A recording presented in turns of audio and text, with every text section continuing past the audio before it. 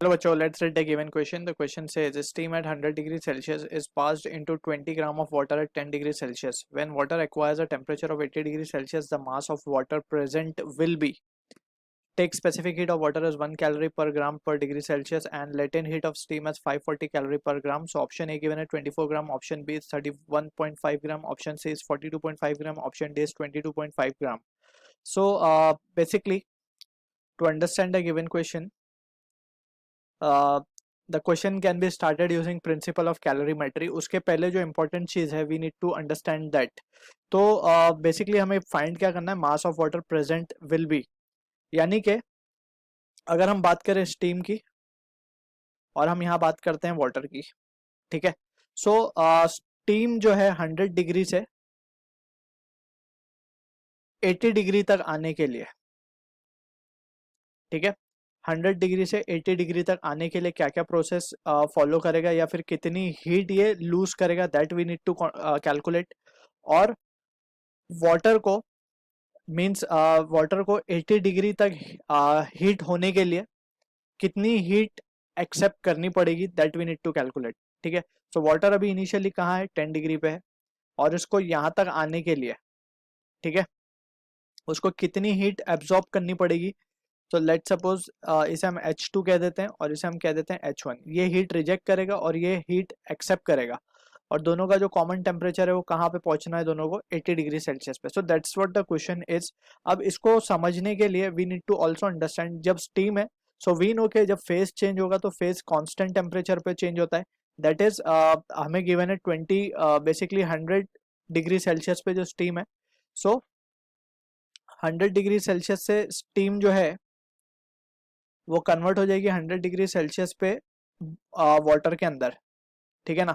अब यहाँ पे ये जो कन्वर्जन हुआ है that is due to the latent heat of vaporisation, basic latent heat of vaporisation basically, ठीक है. और लेटेंट हीट ऑफ स्टीम भी हम इसे कह सकते हैं. So that is been also given to us. So यहाँ पे जो हीट बेसिकली इसने रिजेक्ट की होगी दैट इज ml, ठीक है. अब फर्दर इसने हीट और रिजेक्ट की है to reach 80 degree Celsius, right. So ये जो हीट है हम इसे यहाँ पे लेट से हम मान ले रहे हैं इसे Q1, और यहाँ जो हीट इसने रिजेक्ट की है इसे Q2, और Q2 को हम क्या लिख सकते हैं, Q2 can be written as just ये अब बॉइलिंग का केस है, मीन्स कूलिंग का केस है. सो हम यहाँ पे टेम्परेचर का डिफरेंस आ रहा है clearly. So we will use the formula that is specific heat capacity, that is MC delta T, ठीक है. सो Q2 हमें यहाँ से मिल जाएगा. सिमिलरली अब ये तो बात हो गई स्टीम की. अब हम वाटर की अगर हम बात करें, सो वाटर क्या हो रहा होगा, वाटर जो है अभी फिलहाल कितने पे है, 10 डिग्री सेल्सियस पे है वाटर, ठीक है ना. अब ये हीट एब्जॉर्ब करेगा, लेट से इसने हीट एब्जॉर्ब किया Q3 और ये कहाँ पहुंच गया, 80 डिग्री सेल्सियस पे. अब ये 80 डिग्री सेल्सियस पे पहुंचा है, मीन्स यहाँ पे तो फेस चेंज नहीं हुआ, ये वाटर ही है अभी भी, ठीक है. सो यहाँ पे टेम्परेचर चेंज हो चुका है 10 से 80. सो अगेन वी कैन से Q3 को हम क्या लिखेंगे, MC delta T formula again we will be using. अब यहाँ पे C और इससे कंफ्यूज नहीं होना है हमें. We will be using the accordingly mass of water, specific heat of water etcetera, जो भी डेटा गिवन है. सो ये बेसिक अंडरस्टैंडिंग थी ऐसे टाइप के प्रॉब्लम्स को सॉल्व करने की. अब यहाँ से we can start with the question. सबसे पहले तो हम बात कर लेते हैं स्टीम की, कि स्टीम कितनी हीट रिजेक्ट करने वाला है. So heat rejected by steam पहले लिख लेते हैं, हीट रिजेक्टेड. और प्रिंसिपल ऑफ कैलोरीमेट्री तो हमें पता ही है कि heat rejected is equals to heat gain. So heat rejected by hot body is equals to heat gain by the cold body. So पहले हम हीट रिजेक्टेड निकाल रहे हैं बाय स्टीम, ठीक है ना. सो स्टीम हमने देखा कि दो प्रोसेस है उसके, 100 टू ये. सो यानी कि जो टोटल हीट रिजेक्टेड है जिसको हमने H1 कहा था उसे हम क्या लिखेंगे, Q1 प्लस Q2, ठीक है. अब Q1 क्या है हमारा, ML, प्लस Q2 क्या है हमारा, MC dt. अब यहाँ पे केयरफुली हमें वैल्यूज सब्सटीट्यूट करनी है. सो M यहाँ पे क्या है, that is we don't know about कितना, we are interested in finding the mass of water will be present. Alright. So यहाँ पे M हमें अभी पता नहीं है, we need to find it, ठीक.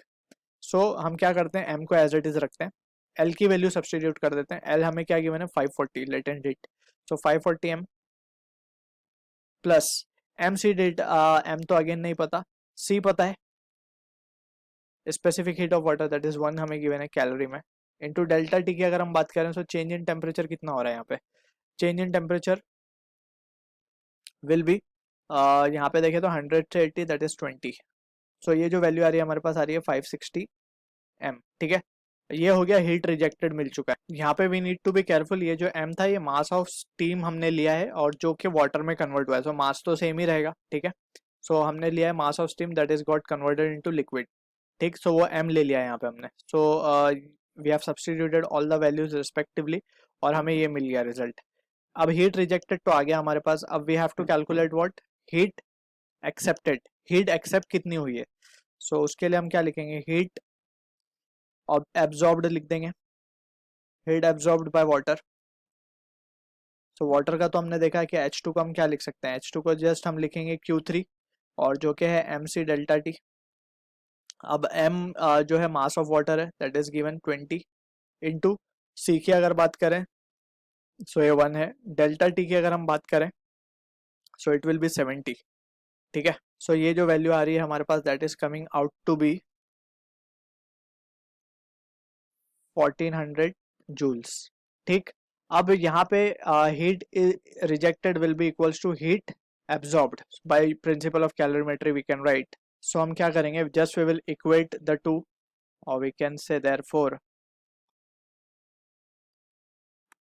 Bye calorimeter principle 1400 will be equals to 560 M. So यहाँ से एम की वैल्यू क्या आ रही है हमारे पास, एम की वैल्यू आ रही है 140/56 and that will be equals 2.5 ग्राम। सो ये हमें मिला क्या है, बेसिकली ये वो मास मिला है जो स्टीम का था जो कि वाटर में कन्वर्ट हो गया। ठीक है, सो इतना एडिशनल मास आ गया हमारे पास वाटर का और ऑलरेडी 20 ग्राम्स था, तो we can say total mass of water will be equals to 20 plus 2.5 and that will be equals to 22.5 gram. ठीक है, so this is the answer to the question जो कि मैच होगा हमारा ऑप्शन डी के साथ। I hope you understood the solution. All the best.